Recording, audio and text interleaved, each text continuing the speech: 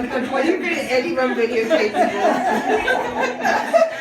You gotta join them. You gotta go. You gotta go. What did you get to knock over? I can hardly watch. What's up?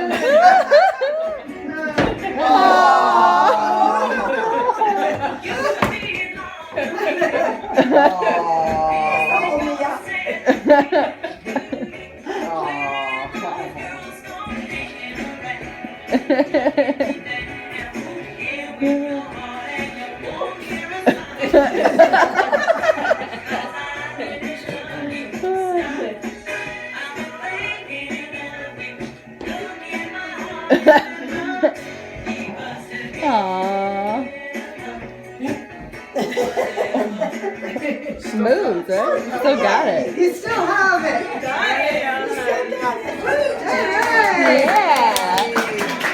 Now there's a real star. I don't want to walk there anymore.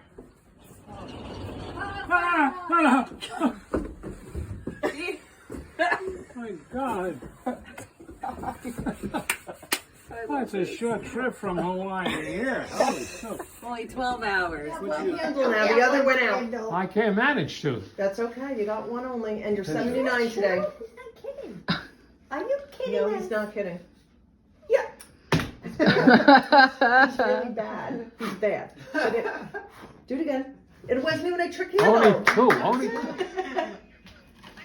Danielle says, I love you. So grateful that God blessed me with you as my grandpa and godfather. I'm your godfather. You're my godfather. Danielle, I made a special trip, thousands of miles, to hide on my stairwell on the deck. But because it's hard to put into words what I think of this amazing human I call my father. So I've been praying for the time and words to say. And so in true God form, I felt a clarity and focus just this morning. I was inspired to write, and the process started when I came home late last night after working 14 hours and wanting to sleep. God said, watch the on-demand show, The Resident. Some of you might watch the show, but in this episode, a doctor asked his terminally ill mother her wishes. And she said, I want to go home with you and spend the rest of my life with you near me. Upon sharing this, or hearing this, the doctor set up a beautiful space for her near his garden room so she can see the birds and the flowers. A nurse came in to help, and she told the doctor that he had been her father's doctor before he had passed.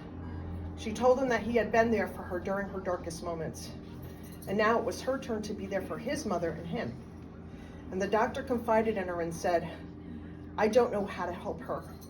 To which she replied, there are 3 things you must remember. Number 1, be present for her. Number 2, tell her everything you have not said yet. This is the time. And number 3, do not burden her with your own grief. Taking that wise advice, I wish to share my appreciations to my father. These are only a few, but because Lisa went first, and for time's sake, here I go. Thank you, Dad, for letting me sit on your stomach when I was 2. When I needed a human connection, for you showed me physical warmth, and you made me feel bonded in comfort. Thank you, Dad, for going to the Fishkill Bakery and buying me, and only me, those half vanilla and half chocolate baked cookies, as big as the size of my cat. For you showed me how to feel because I needed a lot of TLC after the hard days I had in school. Thank you, Dad, for telling me when my favorite cat, Taffy, died, and I wept like a baby. And you said to me, it's gonna be all right, and you're gonna get me another one. And you said you would, and you did. And you made me feel peace and comfort and understanding when I wanted to dip into despair over the loss of my beloved furry sibling. Thank you, Dad, for telling me you were proud of me when I graduated from high school, college, graduate school, and when I recently received my doctoral degree. For you made me feel acknowledged and valued for my hard work. Thank you, Dad, for sending financial stipends when I lived in Florida with my children and did not have enough money to pay my mortgage, rent, or food, because you made me feel trust in God, less alone, and supported when I felt like I would be homeless and could not take care of my children all by myself.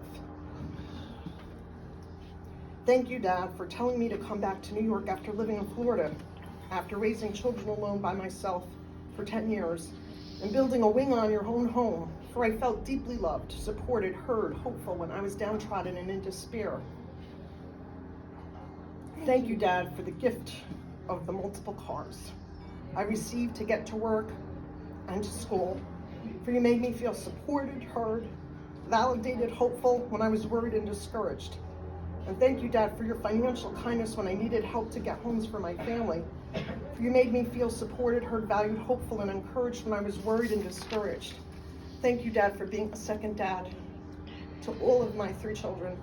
When I needed homes, mentoring, for you made me feel that no matter what I go through, that God is always with me, because he uses you to show me his mercy, grace, provision, and love.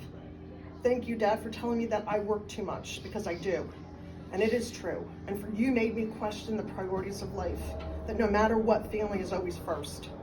Thank you, Dad, for being a church elder, forcing me to go to church for 18 years of my life, volunteering in community service, bringing me to recycle with you when you started the town program, attending Stony Kill Farm festivals, watching you be a big brother to a fatherless child, engaging in small church groups through fellowship, teaching youth in our home about religion, volunteering on the school board, becoming a legislator, because you inspired me to be engaged with my own church, give back to my own community, attend fun events in my family, for small not-for-profit businesses, and become active with volunteering when I needed to know that these are the things that make life so beautiful. And as for presents, I hope mine will always be enough for you. As for burdening you with my grief, I choose to be mindful of every day on earth, which is a true gift from God, remembering that we are only here today. We have today, for yesterday is gone and tomorrow is not here yet. For none of us are promised tomorrow. And in closing, Dad, they say that the relationship we have and the traits of our earthly father influence our relationship with our spiritual or heavenly Father. And I can truly say that my kind, giving, compassionate, loving, funny, thoughtful, helpful, gracious, merciful, earthly Father, Joseph Incarnato, has made it easy to love God. For me, the best legacy a human can leave on this earth is to model a great compassion for humanity and to lead others to have faith and trust in God. And in closing, Dad, please never doubt your value, for you have achieved great things, raising a family, providing, financially mentoring, and supporting 7 children. Yes, I include my 3. Being consistently selfless through constant gift giving and performing countless service to others. And by a lifetime of these actions, you have created opportunities for myself and countless others to see Jesus in you. Dad, you tend to leave people better than what they were when they started. You exemplify heart, hands, and feet of Jesus. So thank you, Dad, for all you do and have done. Your life is a gift that is forever giving.